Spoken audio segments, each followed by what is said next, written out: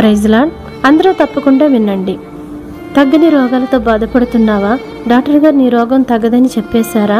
అయితే చిన్న మాట, గాలి వచ్చినప్పుడు చెట్లన్నీ నేలకు ఒరుగుతాయి, కానీ వర్షం వచ్చినప్పుడు అవే చెట్లు ఎర్లు ఎంతో బలంగా ఉంటాయి.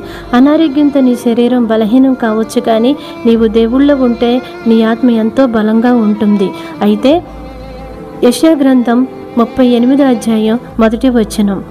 మరి హిజ్కియా గారికి అనారోగ్యం వచ్చినప్పుడు దేవుడి వైపు చూసి మొరపెట్టగా ఆయన ప్రార్థన ఆలకించి ఆయుష్కాలాన్ని ఇస్తాడు. మరి యేసయ్య దావీదు కుమారా అని పిలిచినప్పుడు మరి అతన్ని ఆ గుడ్డివాడిని దాటిపోలేదు. ఒక కుంటివాడు వచ్చి యేసయ్యని పిలిచినప్పుడు దాటిపోలేదు. అలాగే ఒక మోగవాడు వచ్చినప్పుడు దాటిపోలేదు. మరి అందరూ పిలిచినా అదే దేవుడు పలికాడు. మరి నువ్వు పిలిస్తే కూడా పలుకుతాడు. మరి దేవుడు గొప్పవాడు.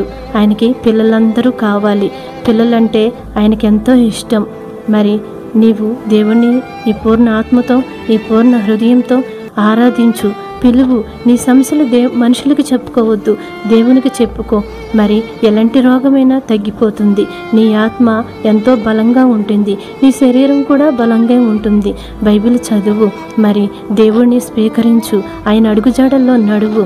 అయితే దేవుడు మీతో మాట్లాడాడని మీకు అనిపిస్తే ఒక లైక్ చేసి, షేర్ చేసి, సబ్స్క్రైబ్ చేయండి.